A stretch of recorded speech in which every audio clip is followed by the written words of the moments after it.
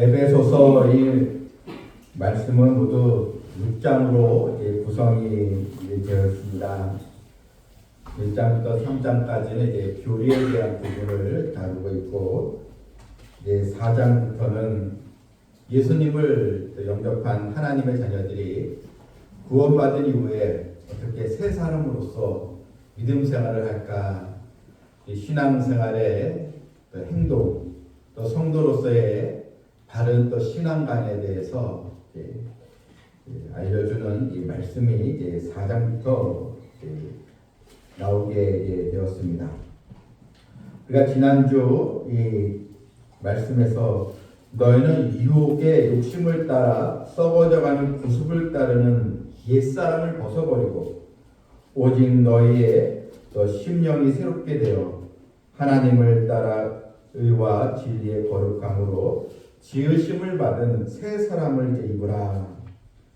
구습을 따르는 옛사람을 벗어버리고 의와 또 진리와 거룩함으로 이 새 사람을 입으라. 이런 말씀을 우리가 이제 들었습니다. 그런데 우리가 예수를 믿고 믿음 생활하는 데는 언제나 나를 방해하는 그런 또 세력이 있다는 것. 바로 오늘 이 본문 27절 말씀에서 이제 마귀에게 틈을 주지 말라. 그러니까 우리가 신앙생활을 하면서 처음에는 좀 마음에는 결단이 생기고, 그래 교회 나가고 예수님 믿음으로 나도 기쁘게 또 생활해야지, 하나님을 또 기쁘시게 해야지, 신앙생활을 한번 멋지게 해봐야지, 이런 이제 마음을 갖고 교회를 나오지만 이제 시간이 흐르면서 이게 마음에 여러 시험거리가 또 찾아오고 또한 열심히 또 식어지고, 그럴 때 이 마귀에게 틈을 이제 주게 되므로 새 사람으로서 살아가야 되는데 자꾸 옛날 생활로 돌아가려고 하는 그런 또 습성이 우리에게 있다는 것입니다. 오늘 사도 바울은 이 성도들에게 너희는 마귀에게 틈을 이제 주지 말라, 그렇게 이제 권고를 하고 있습니다. 과거 우리나라에는 이제 주로 연탄을 사용해서 난방에 이제 쓰임을 받았습니다. 연탄을 사용하던 그 시절에는 종종 연탄가스 사고가 있어서 많은 사람들이 목숨을 잃기도 하고 또 후유증으로 고생하는 그런 사람들이 많았습니다.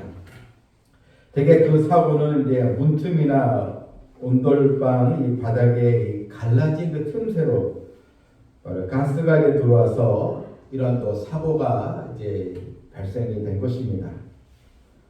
틈을 타고 들어온 이 연탄가스, 그것이 사람의 목숨을 앗아가고 또 치명적인 또 고통을 또 유발시키기도 했습니다.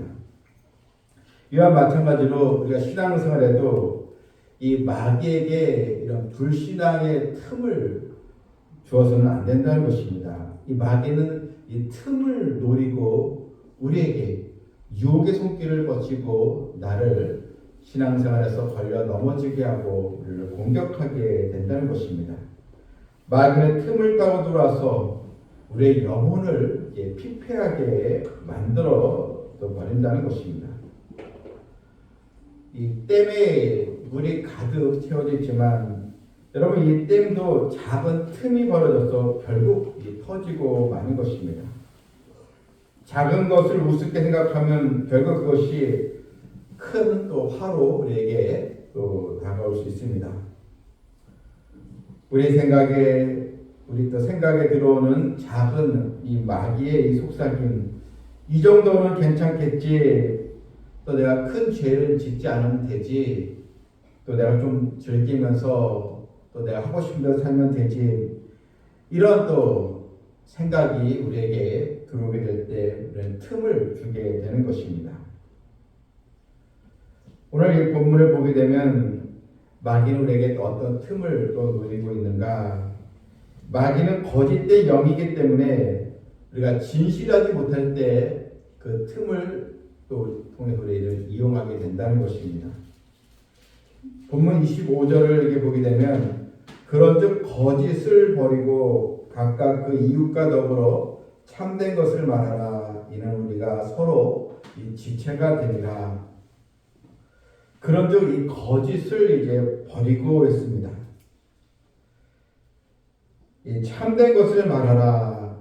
이 참된 것이라는 것은 이 진리 안에서의 그 삶을 이제 말하는 것입니다. 성도는 진실함이 있어야 하는 것입니다. 각각 이웃과 더불어 참된 것을 말하라. 당시 에베소 교회 성도들 가운데 이런 거짓 영이 사로잡혀서 교회가 또 혼란스럽고 또 다툼과 분열도 또 있었다는 것을 볼 수 있습니다. 아라비아 이 격언에 보게 되면 만일 누군가에게 다른 사람에 관해 이야기하고 싶은 마음이 생기거든 세 개의 문을 통과하라 이런 내용이 있습니다. 첫 번째 문은 이제 사실의 문. 내가 한 이야기를 누군가에게 전하려고 할 때 그것이 정말 사실인가? 대충 내가 짐작해서 말하는 것은 아닌가? 이 사실인가를 잘 염두에 두고 확인해 보라는 것입니다. 두 번째는 이 필요의 문입니다. 내가 굳이 이 이야기를 그 사람에게 전달할 필요가 있을까? 괜히 필요치도 않은데 괜히 이야기해서 또 분란만 일으키면 어떻게 될까? 정말 내가 꼭 필요한 말인가? 그 상대방에게 내가 들었던 얘기를 전하려고 하는데 필요하지도 않는데 내가 굳이 전할 필요가 있는가? 이것을 잘 판단하라는 것입니다. 또 세 번째 문이 유익의 문입니다. 내가 말하고자 하는 것이 정말 그 사람과 또 그 사람의 가정과 또 교회와 또 나에게도 유익이 되는가? 이 세 개의 문을 통과해서 잘 판단해서 전하라 이런 또 내용입니다. 거짓과 이 속임이 난무하는 시대에 우리가 살고 있습니다. 우리 하나님의 자녀들 우리는 또 정직하고 또 하나님께서 어떻게 생각하실까 이런 믿음을 먼저 우리가 생각하면서 이런 또 마귀에게 거짓된 영에 우리가 휘둘려서는 안 된다는 것입니다. 과거 옛날에는 한국 교회의 성도 수가 적었을 때도 교회 다니는 사람은 참 믿을만해 이런 얘기를 이제 들었습니다.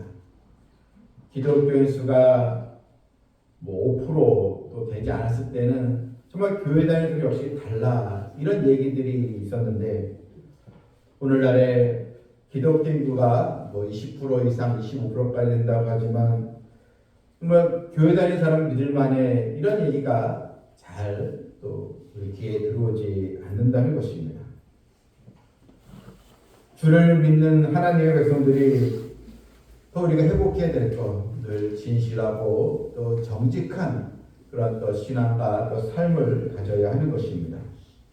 또 이 마귀는 우리의 이 분노할 때 분노의 틈을 노린다는 것입니다. 본문 26절을 보니까요. 분을 내어도 죄를 짓지 말며 해가 지도록 분을 품지 말고 했습니다. 분노는 사람이 가지는 이 감정 중에 하나입니다. 그러나 이 분노는 보편적인 감정은 아닙니다. 왜냐하면 감정은 우리 몸 밖으로, 입술 밖으로 나타낼 수도 있고 그리고 또 몸 안에 잠재울 수도 있기 때문입니다. 우리가 이 분노를 하게 될 때, 아주 경노를 한다든지 화를 내게 될 때 그 중심에는 언제나 나 자신이 있습니다. 내가 인정받지 못한다거나 억울한 일을 당했거나 손해를 본다거나 뜻대로 되지 않으면 우리는 분노로 이 반응을 이제 보이기 때문입니다. 분노는 극도의 이 불쾌감을 나타내는 이 정서적인 이 반응입니다. 때로는 이 분노는 또 적개심으로 또 발전이 되고 그래서 창세기에 그 가인이 아벨을 죽인 것도 이 분노의 감정이 적개심으로 발달되어서 결국 폭발했기 때문에 형이 아우를 죽이는 그러한 또 불행한 일이 일어나고 이제 만 것입니다. 또 우리가 해결받아야 되는데 해결받지 못하면 또 분노의 감정이 생깁니다. 물론 이 사람이 분을 내지 않고 살아갈 수는 없습니다. 다만 우리가 분노를 하게 될 때 과연 나는 어떤 마음으로 분을 또 내는가? 여러분, 이 거룩한 분노도 있지 않겠습니까? 예수님께서 성전에 한번 가셨을 때 성전 안에 그 돈을 바꾸는 사람, 장사하는 사람, 여러 짐승을 사고 팔고 매매하는, 그죠? 예수님께서 분노하시면서 다 그 장사꾼들을 내어쫓지 않으셨습니까? 이런 또 거룩한 분노, 또한 하나님의 말씀대로 나에게 돌아가지 않을 때, 또한 이런 불의한 일을 보게 될 때, 여러분 그때 이 분노는 정당하다 볼 수 있습니다. 하지만 오늘 본문에서 나오는 이 에베소 말씀은 이런 감정에 관한 이야기를 하고 있는 것입니다. 나는 무엇 때문에 자주 또 화를 내는가? 오늘 이 본문을 다시 보게 되면 분을 내어도 죄를 짓지 말며 했습니다. 분을 낼 수밖에 없는 연약한 존재지만 그 분이 죄를 또 짓는데 거기에까지 가서는 안 된다는 것입니다. 그래서 해가 지도록 분을 품는 것, 이것은 이제 오래 분을 품는다 이런 뜻입니다. 해가 지도록 분을 품지 말고, 그러니까 사람이 화를 안 낼 수는 없지만 그 화를 계속 간직하고 지내서는 안 된다는 것입니다. 계속 이 화를 간직하고 지낼 때 결국 이 마귀에게 틈을 주게 된다는 것입니다. 이 틈이라는 이 단어, 이게 이제 원어의 의미로 보게 되면 이 틈이라는 게 어느 한 구역, 또 거처, 이런 장소를 지금 의미합니다. 그러니까 내가 이런 거짓으로 자꾸 살려고 하고, 또한 이런 분을 또 참지 못하고 죄를 짓게 될 때 마귀가 우리의 틈을 노려서 우리 삶의, 우리 생각의 영역에 마귀가 자리를 잡고 나를 움직일 수 있다는 것입니다. 특별히 마귀는 분노라는 이런 또 막대기 무기를 이용해서 우리의 마음을 휘젓게 된다는 것입니다. 평소에 조용하던 성품의 사람도 이런 분노의 막대기에 휘둘게 되면 순식간에 또 실수하고 또한 크게 후회하는 그런 행동을 하게도 된다는 것입니다. 또한 이 마귀는 사람의 이 혈기를 자꾸 자극을 합니다. 그래서 이 욱하는 이 감정에 빠지게 함으로써 한순간 이런 또 작은 그 일이라도, 사소한 일이라도 거기에 욱하는 이런 마음이 들어가게 되면 마치 큰 또 이 작은 돌부리에서 큰 이 바위에 그런 또 부딪히는 그런 또 일로 확장이 될 수 있다는 것입니다. 또한 왜 성경은 분을 내어도 죄를 짓지 말라. 그러니까 분노를 자주 하게 되면 우리의 신앙의 세계도 영향을 미치게 되고 우리의 믿음 생활도 무너지게 되는 것입니다. 우리가 성을 낼 때, 여러분 마음이 확 분을 가득 찰 때, 여러분 그때 이게 예배가 제대로 되겠습니까? 하나님의 말씀이 과연 내 귀에 들어올까요? 분노의 감정이 입사했을 때 정말 감사와 이 찬양이 나올 수가 있을까요? 다 이 영적인 그런 또 삶에도 큰 해악을 끼치게 되는 것입니다. 우리는 이 분노를 품는 대신에 먼저 하나님의 말씀을 품어야 되겠고, 더 나아가서 하나님께 나의 마음을 다스려 달라고 우리는 기도해야 하는 것입니다. 잠언 16장 32절에 노하기를 더디하는 자는 용사보다 낫고 자기의 마음을 다스리는 자는 성을 빼앗는 자보다 나으리라 했습니다. 노하기를 더디하는 것이 사람의 바로 지혜라는 것입니다. 물론 이 분노는 사실 다루기가 어렵습니다. 호락호락한 상대가 아닙니다. 나의 그런 힘으로 사실 절제하기가 어렵습니다. 그러나 늘 우리는 성령의 은혜를 입고 성령의 인도하심을 늘 받는 믿음 생활로 나가야 하는 것입니다. 그렇다면 틈을 통해 들어오는 마귀를 우리가 어떻게 대적할 수가 있겠습니까? 보면 첫 번째로 옛 습관을 청산하고 우리가 선한 일, 성경의 선한 일은 믿음의 일, 하나님 기뻐하신 일을 말하는 것입니다. 28절에 보니까요. 도둑질하는 자는 도둑질하지 말고 돌이켜 가난한 자에게 구제할 수 있도록 자기 손으로 수고하여 선한 일을 하라. 이제 이 도둑질하는 이 말이 이제 나왔지만 이제 옛사람을 이제 벗고 옛 습관을 청산하고 새 사람을 입으라는 그런 또 내용으로 이 도둑질이 하나의 샘플로 우리에게 나오게 된 것입니다. 여러분 이 도둑질하는 사람이 도둑질 완전히 결발할 때가 언제인지 아십니까? 그냥 도둑질하지 않고 멈출 때니까 아닙니다. 늘 남의 물건에 탐을 내던 사람이 은혜를 받고 내가 그건 너무나 욕심을 부렸거나 나도 이제는 구제하고 선한 일을 해야지 이렇게 행동의 변화가 있을 때 그 사람은 바로 옛 생활과 완전히 청산을 하게 된 것입니다. 자기가 수고하여 번 것으로 남을 이제 구제하기 시작할 때 그때 이 사람은 진정한 변화를 이루게 된 것입니다. 또한 욕심 많았던 사람이 주님을 만나고 나서 어려운 이웃의 형편을 알게 되고 도와줄 때 그 사람도 진정한 변화가 일어나게 된 것입니다. 버리고 가야 할 것에 미련을 두지 않고 깨끗이 버리고 가야 하는 것입니다. 우리가 새 집으로 이사를 하게 될 때 옛날에 그런 쓰던 이 가구들은 대부분 다 버리지 않습니까? 새 집에 옛날에 쓰던 물건들을 가지고 가면 어울리지 않기 때문에 결국 다 버리게 됩니다. 우리는 묵은 생각, 또 묵은 감정, 묵은 습관, 또 묵은 그런 또 취미나 오랜 또 세속의 일들 다 이것을 하나님께 보시기에 합당하지 못한 것으로 알고 청산할 수 있는 그런 또 결단을 가질 때 마귀는 우리에게 또 다가올 수가 없는 것입니다.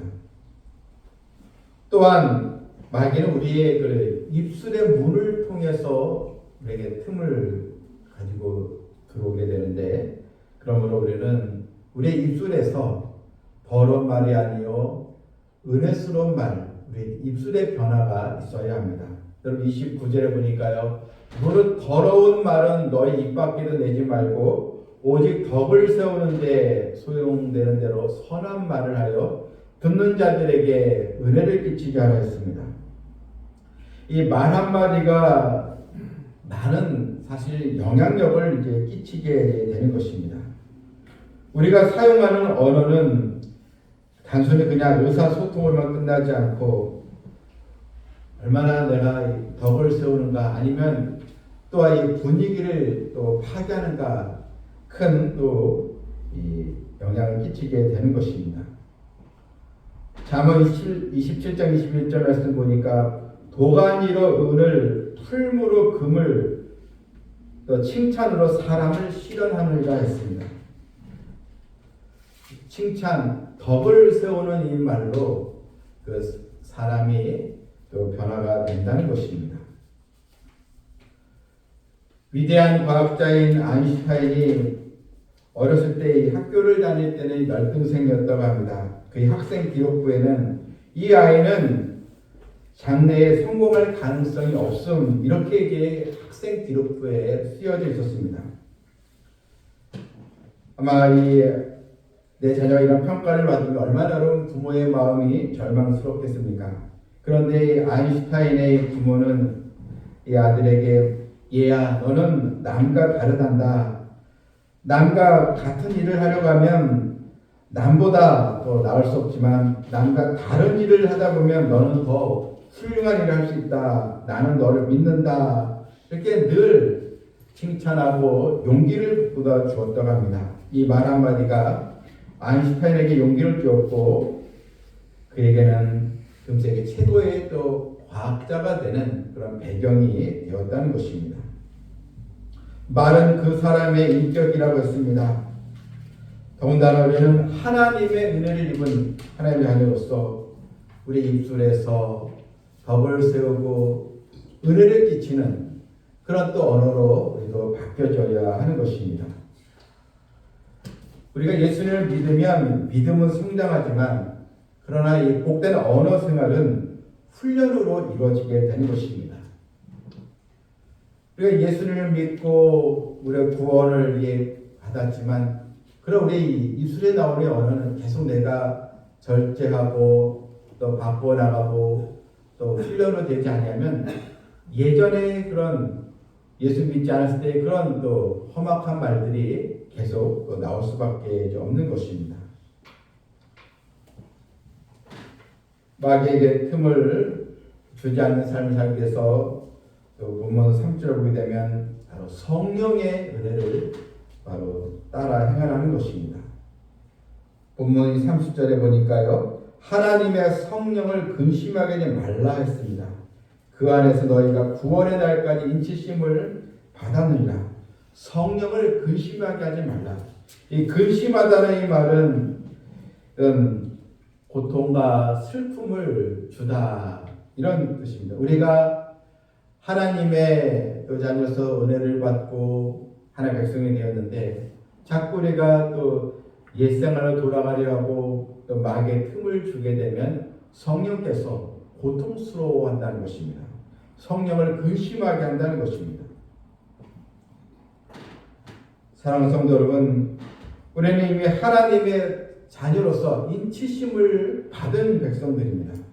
인을 쳤다는 것, 하나님은 우리에게 딱 도장을 찍으셔서 어느 누구도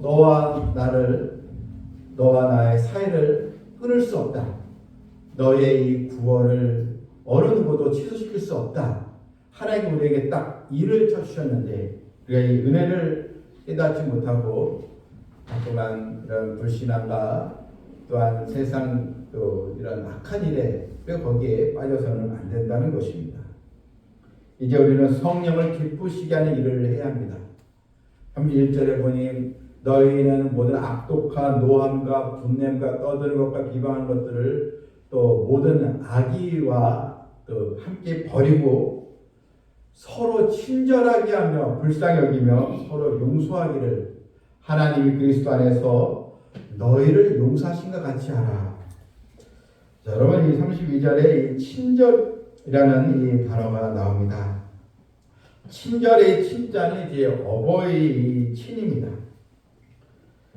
이 말은 하나님의 이 친절하심을 너희는 기억하라는 것입니다. 하나님의 친절하심을 가장 잘 설명해 주는 성경에 나오는 본문이 바로 탕자의 이야기입니다. 아버지의 유산을 미리 갖고 또 허랑방탕하게 생활하던 탕자가 아버지께로 돌아옵니다.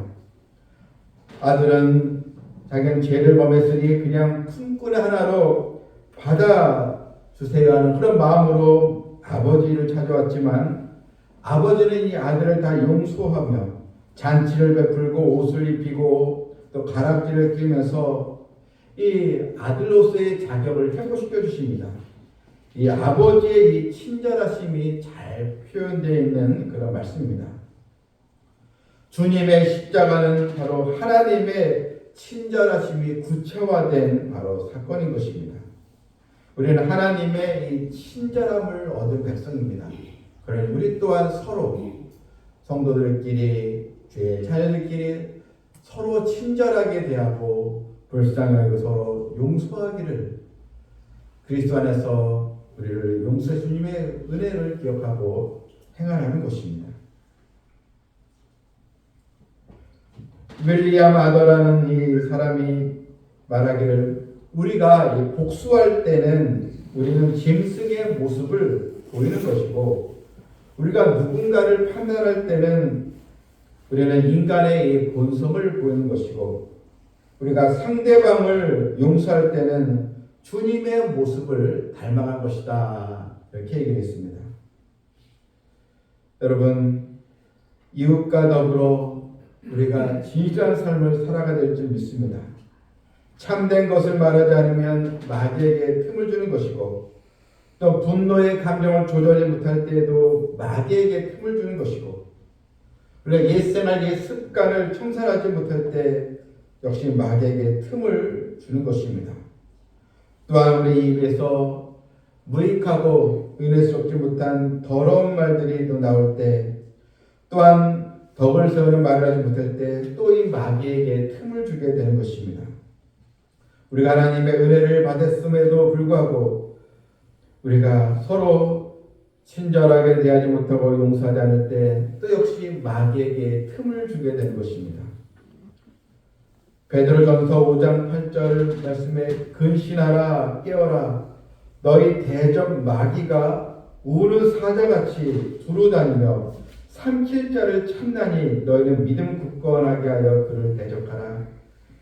여러분 우는 사자같이 이 마귀는 이 삼킬 자를 찾아다닌다 했습니다. 즉 어떤 사람이 틈을 보이는가 그 틈을 노리며 우리를 또 공격하게 된다는 것입니다. 우리는 믿음 굳건하게 하여 마귀에게 틈을 주지 말고 대적해야 될 줄 믿습니다. 말씀을 맺겠습니다. 우리는 하나님께로 받은 은혜와 또 그분의 은총을 소중히 여기고 주님을 더 닮아가는 성숙한 신앙으로 이제는 마귀의 틈을 주지 않고 더 큰 은혜를 사모하고 하나님의 의의 도구로 쓰임받는 저 여러분 모두가 되기를 주님의 이름으로 축원합니다. 아멘. 하나님 아버지, 우리는 옛사람을 벗어버리고 새 사람으로서 살아갈 수 있는 은혜를 입었는데 그러나 우리는 과거에 자꾸만 옛습관, 불순종과 불순종의 그런 또 습관이 자꾸 나의 신앙의 성장을 방해하고 또한 그것이 마귀에게 틈을 주게 되므로 은혜 받았다가도 쉽게 은혜를 쏟아버리고 하나님의 복을 받았다가도 그것을 누리지 못하고 하나님으로부터 멀어지는 저희들의 연약함이 있습니다. 성령의 충만함을 입게 해주시고 이제는 주님의 그 자녀로서 더 열매 맺는 삶을 살아갈 수 있도록 저희들을 인도하여 주시옵소서. 예수님의 이름으로 기도하옵나이다. 아멘.